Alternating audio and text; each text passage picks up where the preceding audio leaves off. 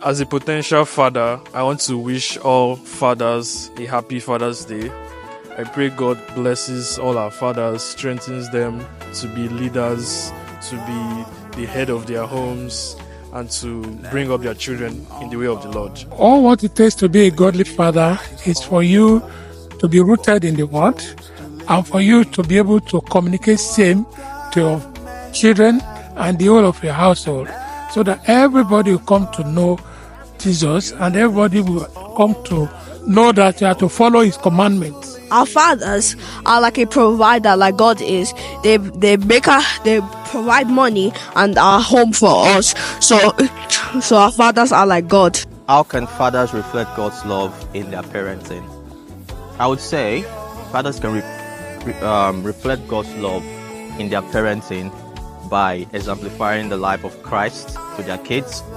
Every father needs to understand that first, they are subject to God, to the law, and to the leadership of Christ.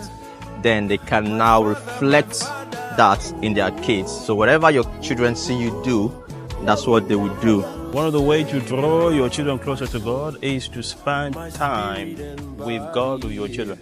Make sure you pray with them. You pray as a family on a daily basis so they can know how God is important in their lives. My best advice that I've given my children is for them to grow in the way of the Lord, is for them to know God themselves.